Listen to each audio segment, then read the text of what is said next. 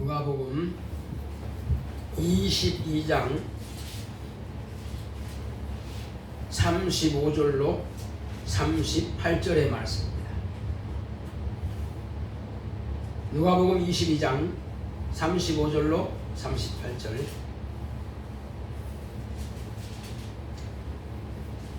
저희에게 이르시되 내가 너희를 전대와 주머니와 신도 없이 보내었을 때에 부족한 것이 있더냐? 가로되 없었나이다. 이르시되 이제는 전대 있는 자는 가질 것이요 주머니도 그리하고 금 없는 자는 겉옷을 팔아 살지어다. 내가 너희에게 말하노니 기록된 바 저는 불법자의 동류로 여김을 받았다 한 말이 내게 이루어져야 하리니 내게 관한 일이 이루어 감이니라. 저희가 여짜오되 주여 보옵소서 여기 금 둘이 있나이다. 대답하시되 족하다 하시니라. 아멘. 하나님은 충성된 자를 찾으십니다. 자, 우리 하나님은 충성된 자를 찾으신다. 한 번만 합시다. 시작. 하나님은 충성된 자를 찾으신다.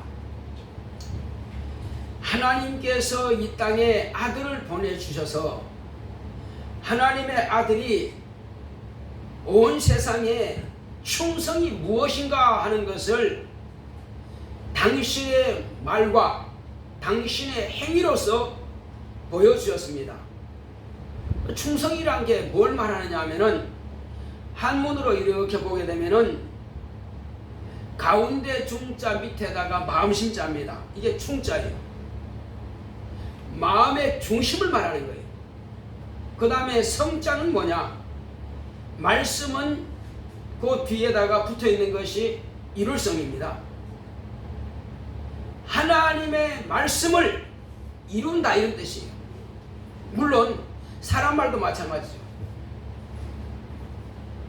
이제 하나님께서 아들을 보내주셨는데 하나님의 아들은 자기의 마음을 다해서 그 중심에 아버지의 말씀이 있는 것입니다. 아버지의 말씀을 온전히 이루는 것이 그것이 아들이 행할 그 아버지의 명령입니다. 아들을 통해서 아버지께서 어떻게 영광을 받으시는지 아버지의 뜻이 어떻게 이루어지는지 이것을 아들은 보여주신 겁니다. 구약의 약 2000년 동안 아브라함 이후부터 침례 요한이 오기까지 많은 사람들이 하나님의 일꾼이라 하고 선지자라 하고 하나님의 종이라고 그랬는데 예수님처럼 이렇게 온전히 자기 마음 중심에 하나님의 말씀을 이루고자 하는 그것이 얼마나 많았느냐. 물론 과거의 종들도 그런 충성된 사람이 없지 않아 있습니다. 심지어는 히브리서 보게 되면은 톱으로 켜기까지 불에 집어넣기까지 독사굴에 집어넣죠. 사자굴에 집어넣죠. 그 뜨거운 풀무불에 집어넣죠. 그래도 요동치 않고 하나님의 말씀을 그대로 지킨 종들이 있습니다.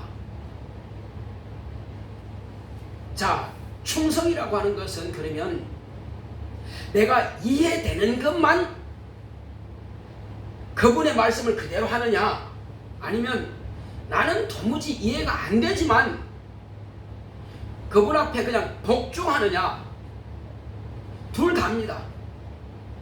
이해되는 것은 내 마음으로 감상으로 하는 것이고 이해가 안 되는 것은 오직 그분의 명령이기 때문에 그래서 하는 겁니다. 하나님의 명령은 반드시 이루어져야 되기 때문에 여기서 지금 오늘 예수님께서 이제 제자들과 함께 예루살렘에 오셔서 마지막 가실 길을 준비합니다. 성찬도 다 끝났고 이제는 사람들이 자기를 어떻게 대할 것을 이제 보여줘야 됩니다. 어떻게 보여줘요? 그분이 의인이라고 생각하면 죽이지 못합니다. 못 죽여요. 의인은 어떻게 죽입니까? 그런데 불법한 자로 여김을 받아야 됩니다. 예수님은 반드시 죽습니다. 자기의 연수를 다 채우고 죽는 것이 아니라 아주 짧은 시간 죽어야 됩니다.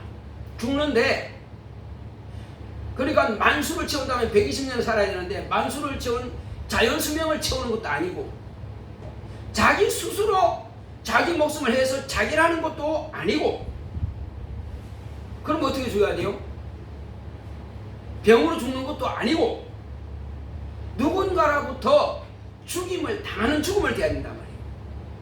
그러려면은 지금까지는 하나님의 의를 행하셨습니다.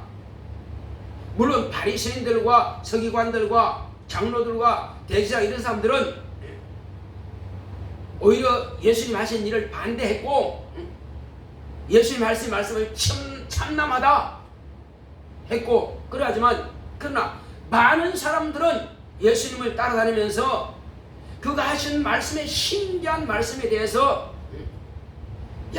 지금까지 듣도 보다 못한 선자들로부터는 도무지 듣지 못했고 제사장들로부터는 듣지 못한 이 신기한 말씀이다. 그래서 예수님께서 비사로 하신 말씀을 듣고는 다들 사람들이 모여갑니다. 너무나 신기한 말씀이기 때문에. 그런데 그 사람들이 볼 때는 참 의인으로 보이는 겁니다. 병자도 고쳤죠. 죄인도 용서해 주셨죠. 다 의롭게 보이는 거죠. 그런데 만약에 다들 그렇게 의롭게만 보고 있으면 예수님은 죽을 수가 없습니다. 그래서 성경에 이미 예수님은 어떠한 죽음을 죽어야 할 것을 말씀하고 있습니다. 반드시 불법자들이 죽임 당하는 것처럼 그렇게 죽어야 한다고 말하고 있습니다. 이사야서 53장 12절에 보면은 불법자처럼 그렇게 죽임 당하는 것에 대해서 말씀을 이미 기록해 놓았어요. 그래서 그는 그렇게 죽임을 당해야 됩니다. 만약에 의인이라 그러면은 아무도 그를 못 죽이기 때문에 그럼 어떻게 해요? 그 자살할 수도 없고 자연 속에 죽으면 그거는 인간을 구원할 수가 없습니다. 그래서 하나님 아버지께서는 아들로 하여금 피를 보는 죽음을 주게 한 겁니다. 누가 언덕에서 밀쳐 떨어뜨려 가지고 사고로 주는 것, 그건 사고사라 생각하지 우리 죄를 담당했다고 생각하겠어요? 피를 흘리기는 흘리겠지만은 그거는 사고사일 뿐이에요.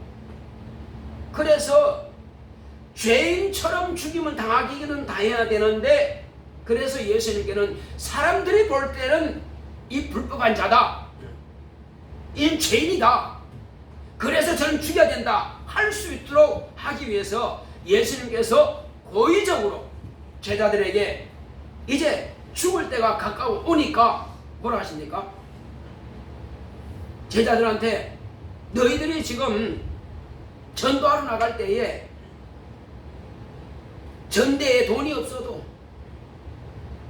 그 다음에 뭐 금이 없어도 주머니가 없어도 두부옷이라든지 신발이 뭐 없어도 불편한 게 있더냐? 아니 없었습니다.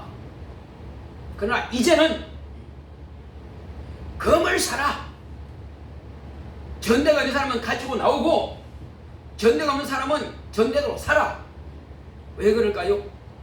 금을 가지고 전대를 가른다고 하는 것은 강도처럼 남의 것을 탈취해서 빼앗는 것처럼 금으로 위협해서 돈 내놔! 이렇게 해서 예 여기 있습니다. 그러면 전대에다가 집어넣고 뭔가 이런 악한 자들, 법을 어기는 자들처럼 그렇게 고의적으로 꾸미기 위해서, 그래서 예수님을 잡아가는 사람들이 봐라 이 사람들이 범죄자가 아니냐, 검을 가지고 있는 거 봐라, 전대 가지고 있는 거 봐라,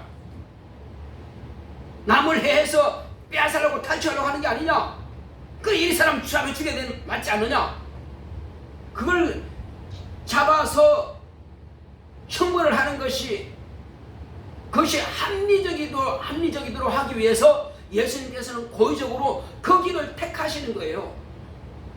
지금까지는 아버지의 의를 나타내신 겁니다. 저는 의가 뭐라고 배웠어요? 표준이라고 그랬습니다. 모든 사람은 그렇게 해야 된다고 하는 표준, 천사든 사람이든 누구든지 그렇게 표준, 하나님께서 정해놓으신 그 표준이에요. 예수님은 그 표준을 그대로 지키신 분이에요. 바로 의입니다. 그런데 이제 불의한 자처럼, 불법을 행하는 자처럼 그렇게 이제 이와 같이, 그래서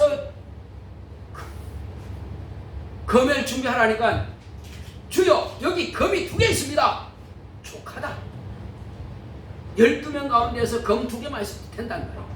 왜요? 그것만 가지고도 어떤 사람은 거물로 협박하고, 어떤 사람은 그래서 내주면은 주머니에다가 돈을 넣고, 이렇게 해서 강도처럼 말이요, 불법을 행하는 자처럼 그렇게 꾸미는 것입니다. 자, 그렇게 이제 무리가 이제 가는 것입니다.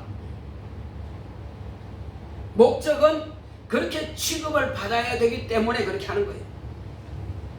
자, 그렇게 해서 이제 예수님은 선지자들이 말한 그것을 온전히 이루어집니다. 선지자들이 말한 것을 왜 이루어야 됩니까? 선지자들은 아버지께서 아들로 말미암아서 이루어야 할 일들을 선지자의 입을 통해서 다 말해 놓았기 때문에, 그래서 예수님은 그것이 이루어져야 되기 때문에 그 길을 가는 거예요. 자, 그래서 이제 죄인인 것처럼 꾸몄고 그렇게 보여서 예수님은 이제 비로소 그 길을 출발한 것입니다.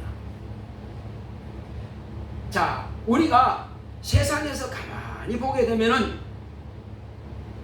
때로는 선생님이 하신 말씀이 이해가 안 되고, 때로는 회사에서 직장 상사가 말하는 것이 이해가 안 되고, 때로는 부모님이 하시는 말씀이 이해가 안 될 때가 있어요. 자, 그렇다고서 다 싫다, 못한다 그러면 직장이 돌아가겠어요? 분명히 이건 다른 사람이 해도 되지만은 네가 해. 그러면 꼭 이건 내가 해야 되나? 나는 기술도 좋고 능력도 있고 컴퓨터도 잘하고, 이거 하면 더 가치가 손해가 아니냐? 그럴지라도 상사가 시키면 예, 하는 거예요. 그 이익이 되고 안 되고는 상사와 시키는 자가 알아서 할 일이고, 그러나 우리는 명령을 받았으면 그대로 실천하는 거라. 이것이 직원이에요. 항상 자기 머리고 가지고 하는 어떤 사람들이요, 회사에서 일을 잘하는데, 일은 잘하는데 자기 생각으로 나는 최고다, 난 잘한다 생각한다는 거예요. 그런데 사람들과의 관계가 영 아니라는 것입니다. 너무 똑똑하다 보니까 남을 깐보고 남을 무시하고, 상사가 말해도 난 당신보다 나아, 이 일을 시킬 수가 없다는 거예요. 그러면 나중에 회사가 어려워질 때는 그 사람이 1순위로 잘라버립니다. 왜? 그거는 뭐가 같이 사람이 서로 협의가 되고 뭔가 같이 융화가 돼야 되는데, 너무 똑똑하다 보니까 융화가 안 되는 거예요. 일은 잘하지만은 전체적으로 볼 때는 못하는 거예요. 혼자 잘한다고 잘하는 게 아니거든요.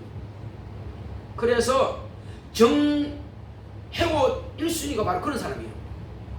조금 못해도 예 하는 사람은 회사에서 이겁니다. 예. 근데 자존심 때문에 못해, 안 되는 거예요. 할 수가 없는 거예요. 군대에서도 그래요.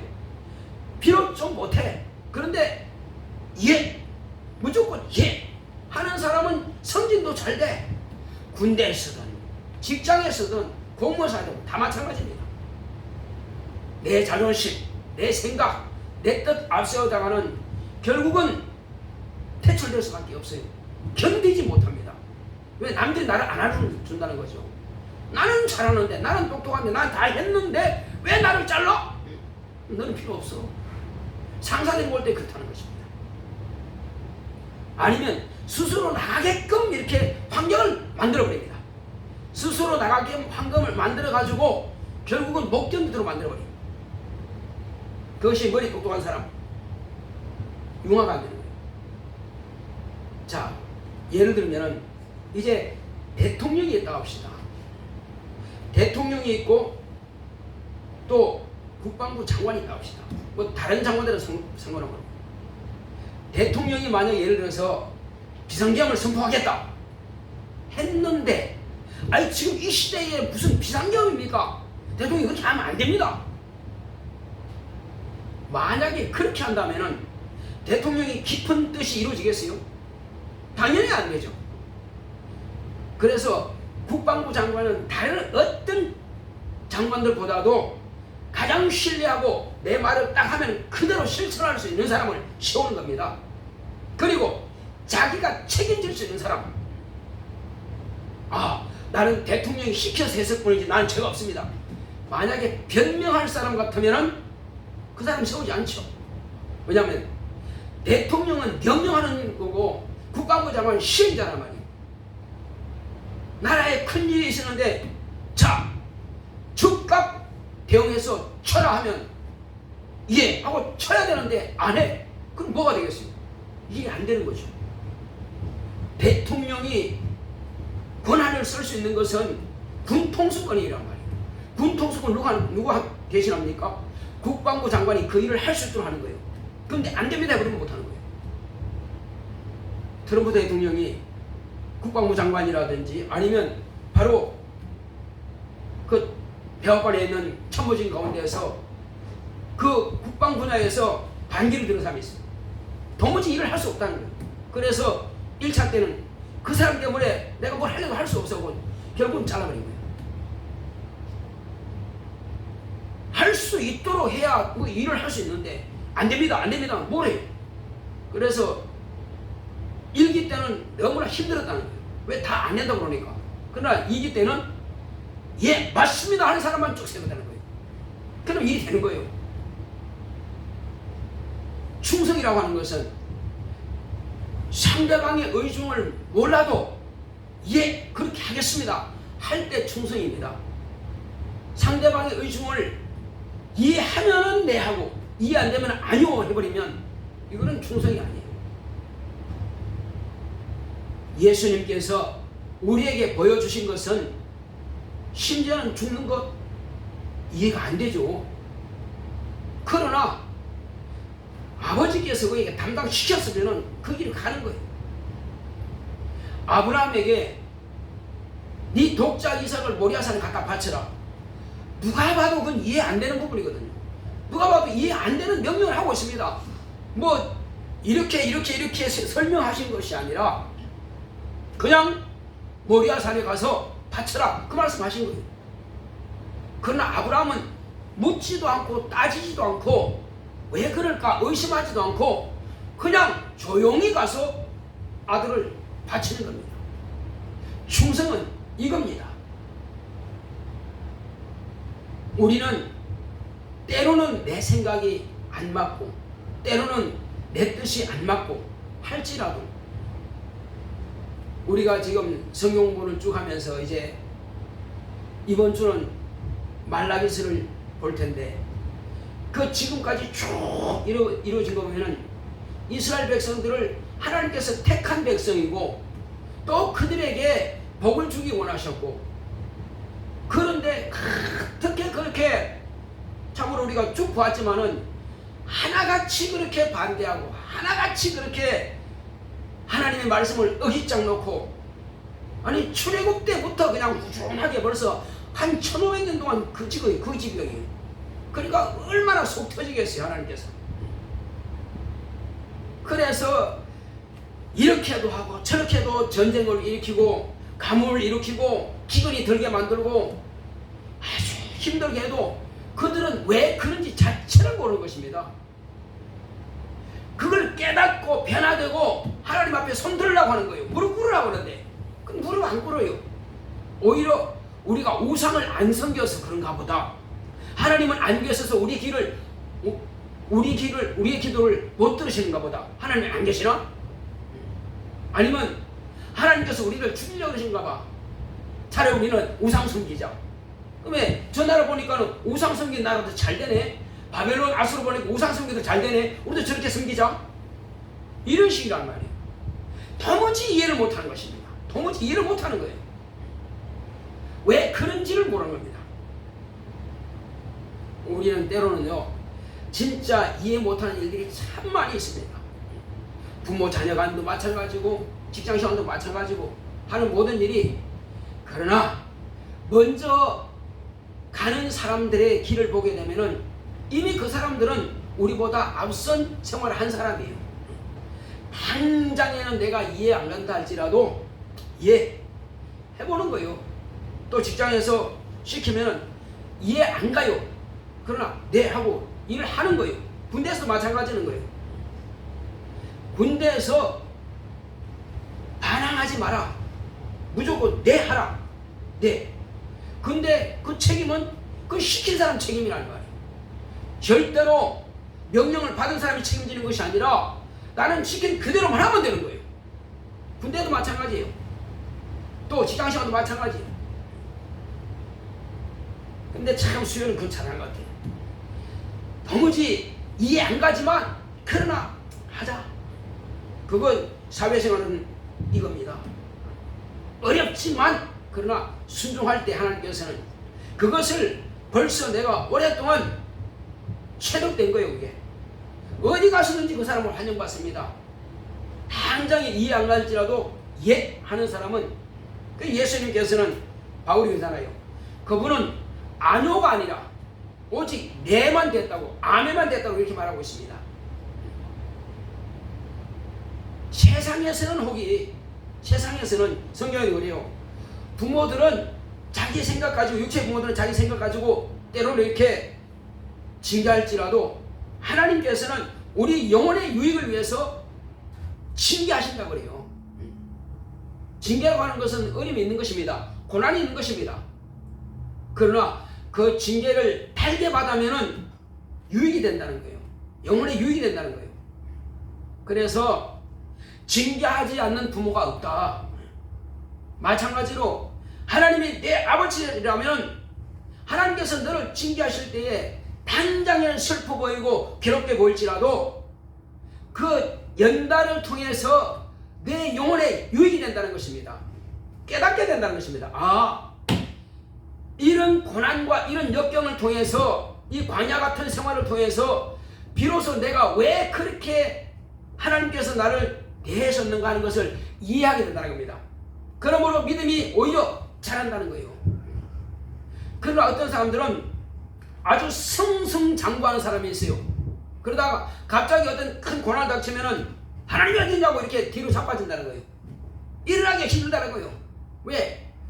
지금까지 하나님께서 베풀어 주신 것은 아무 생각하지 않고 당장에 지금 어려움 당하고 그것 때문에 하나님 어디 계시냐고 이렇게 말한다면은 차라리 어렸을 때부터 연단을 통해서 성장한 사람은 그런 어려움이 있어도 사비 부독을 하고 가정이 파탄나고 병들고 사고나고 그럴지라도 신앙만큼은 절대로 버리지 않는다는 거예요.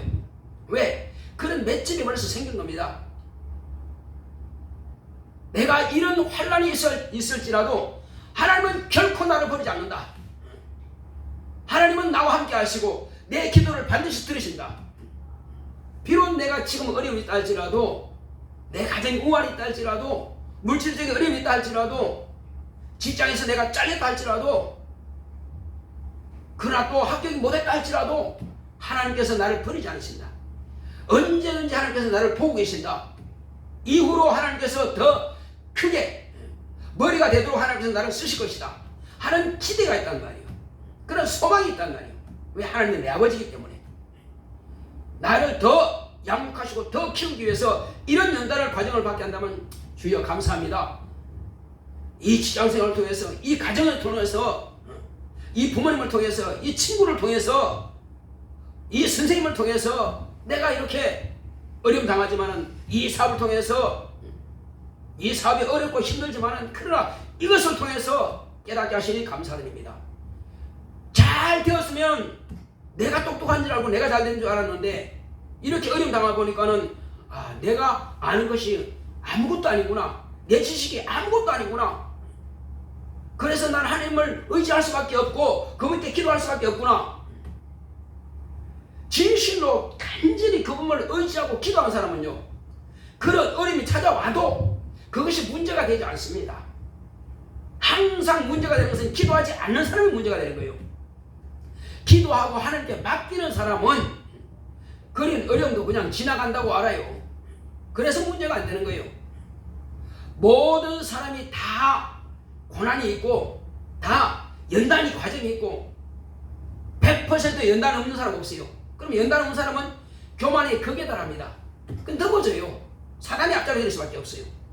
그러나 연단 과정이 있는 사람은 항상 하나님을 의지하고 항상 무릎 꿇을 수밖에 없습니다. 그래서 내가 최고다, 내가 잘됐다 하는 것보다는 차라리 주여 나는 부족합니다. 주여 나는 연약합니다. 하나님 나를 돕지 않으면 나는 아무것도 할 수 없습니다. 그 사람이 복 있는 사람이라는 말이에요. 하나님께서는 그런 사람을 찾으십니다.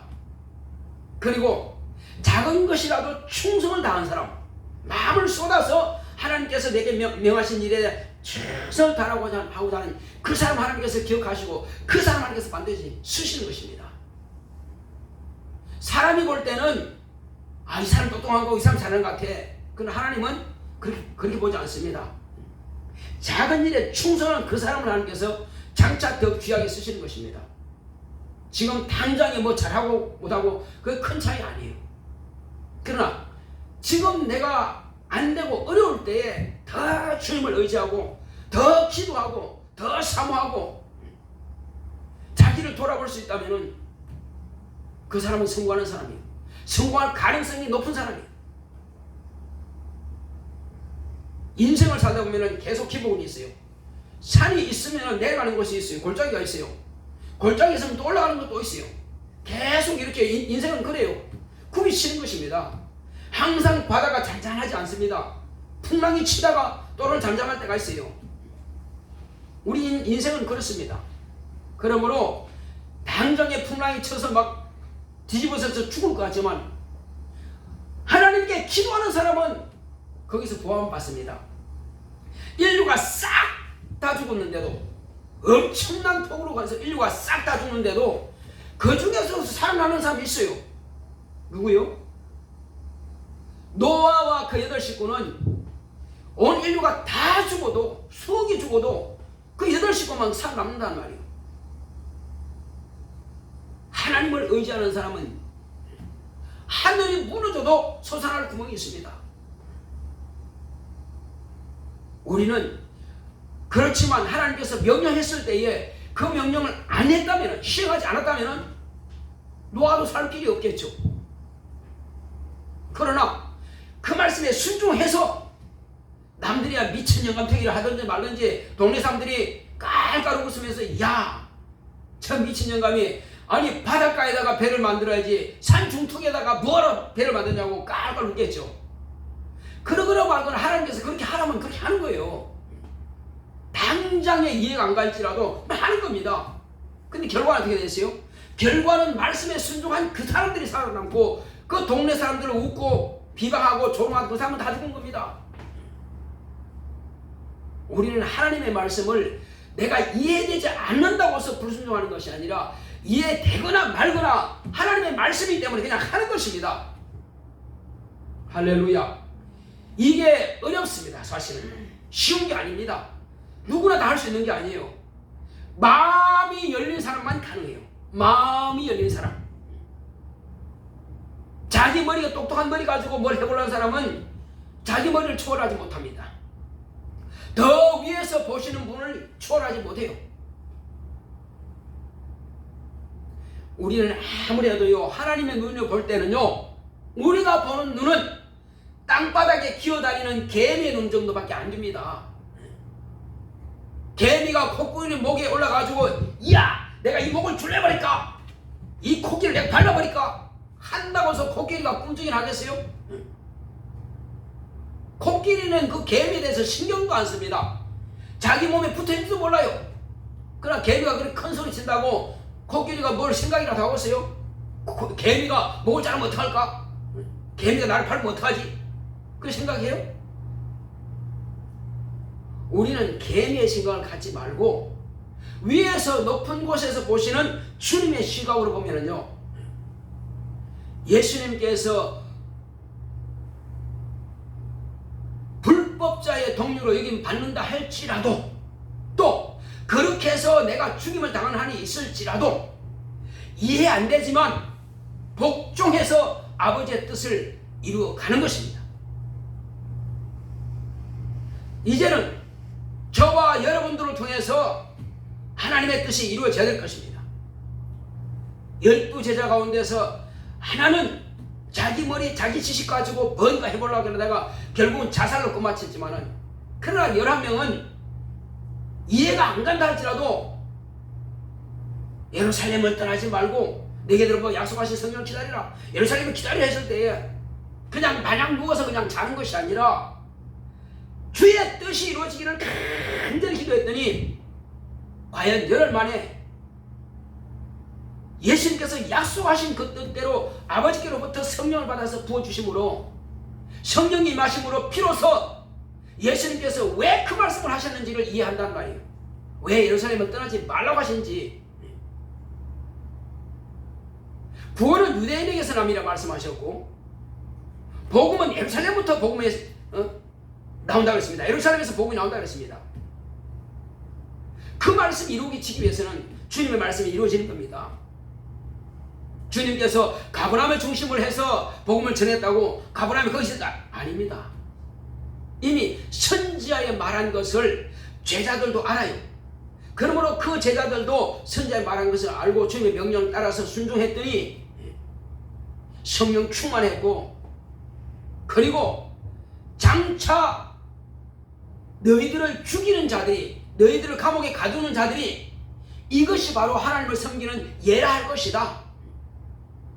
너희를 핍박하고 조롱하고 너희 가족들이 너희 친구들이 너희 지인들이 너희들을 팔 것이며 너희들이 그들에게 넘겨줄 것이다.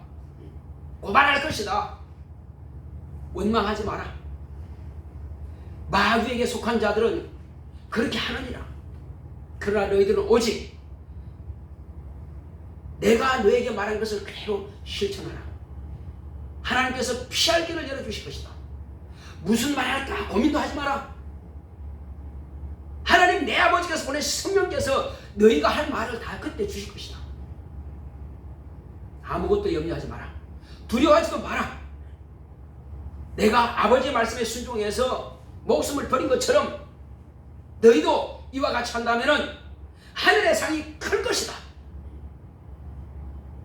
그리고 하나님께서 허락하지 않으면 아무도 너희를 죽을 자가 없다.